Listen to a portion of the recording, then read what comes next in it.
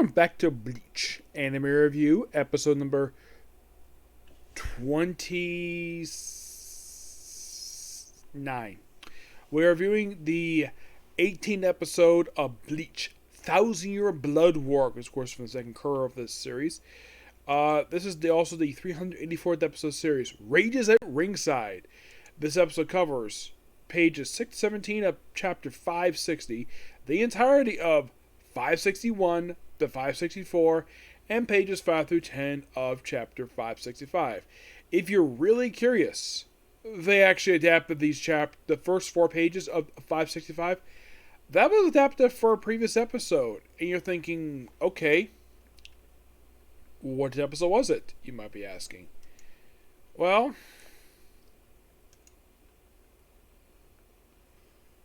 I'm about to basically explain it to you. No,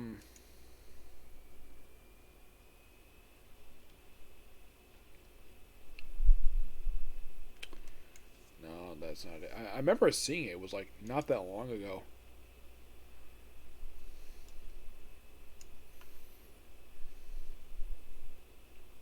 Okay, they adapted previously back in episode 380. Yeah, that was the pages they adapted for this one.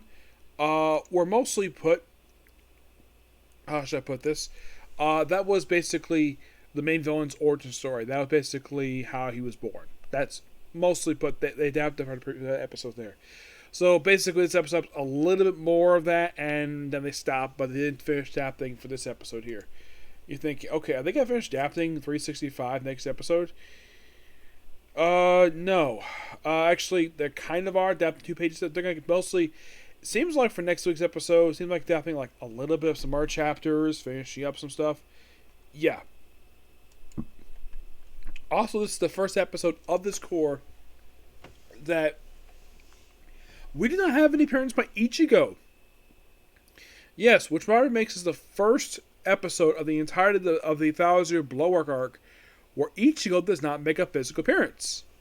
I'm like, that is interesting. I did not expect that at all, but here we go. Mostly put this episode as mostly just the captains of squads 9 and 3 taking on the masked wrestler. Well, first we start off basically where Karasuchi basically is giving a little detail update to all the captains, contacts the Karasuku, and basically orders everything, like regroup. Now, there's a kid called James in here.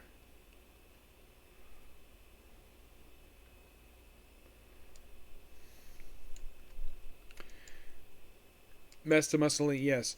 Yeah, mostly they take on the 2 captains, the whole thing. And of course, well, 9th Lieutenant, he basically revealed that James was basically responsible for powering him up.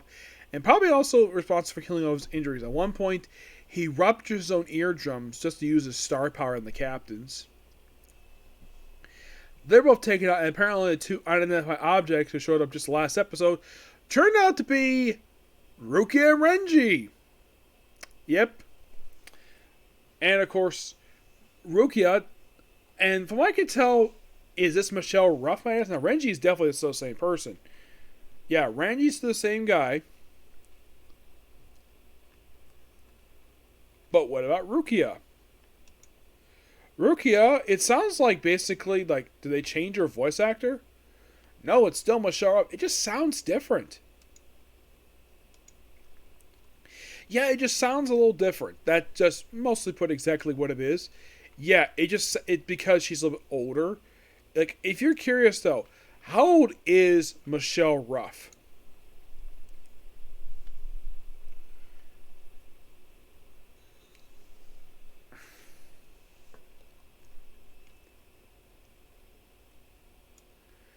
Okay.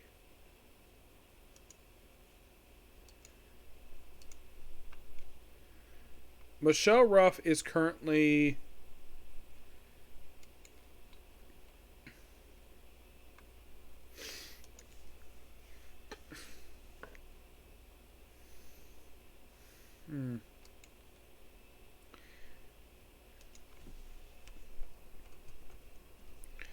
She is 55. Yeah, she is 55 years old. That's old Michelle Ruff is. 55 years old. You're thinking, really? Yeah, 55 years old. And, well, probably for her anyways, it probably because it's been almost 10 years since she actually... So I think she actually looks like she's 56, but maybe she's turning 56. I can't get a clear day on that, but yeah, probably because she sounds, probably because we're older. That's probably the reason why her voice changed. Because, like, if you know it's basically how she sounds in this series compared to where she did for the previous series, it sounds a little different because she's older.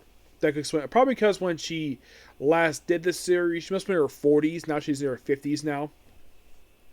So she goes off, carries two captains off, and of course she goes to the temporary hospital, and of course she runs into the current captain of Squad 4, who is the former lieutenant, because previous captain she died in combat with Squad 11. Of course, they mentioned Squad 11 here is like, don't care about them, move on, let them handle their own stuff, despite the fact that two of their officers was dealing with masculine muscle. Now, Love, I at least appreciate, though, the fact you can't see his ability. Apparently, his Bankai, he acts like a conductor. He just does this, and then basically just tries and he fails, but at least got pretty effect shows up his Bankai. And, of course, the captain of Squad 9, who looked like a freaking football player. You see up his Bankai, too, which I thought, well, that was quite cool. And, of course, Renji's debut of his full Bankai. So apparently Zamaru, which is named his Bankai, according to the guy who named the Bankai, who came with the term Bankai, anything he came up with, yeah, it turns out it's actually his full name. It's actually Soho Zamaru, meaning two kings. And of course, basically, Renji ends up killing him in a really good fight sequence. And then we cut to the leader of the Quincy's, where he's basically absorbing Massa's remains. And then he just goes off in a shadow. In the book, in the manga, basically show like a door behind him. Here it just gets absorbed and basically is like, he's told by B that tells it to Uru that the Emperor's asleep. Needs to recover. Okay. And that's the episode in a nutshell. It's a really good episode. I love it. Now, I did hear apparently that an upcoming episode has been delayed. And you're thinking, which one? Well, they delayed a previous episode. Well, apparently the very next episode, like after, like, there's some reason the anime has been partially delayed. I'm not really sure why. Next week's episode is called The White Haze.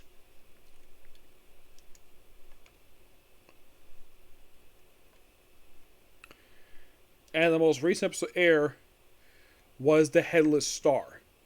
Yes. That's the most recent episode aired. I'm sure that we're not going to get delayed with the dub anytime soon. No, I highly doubt that.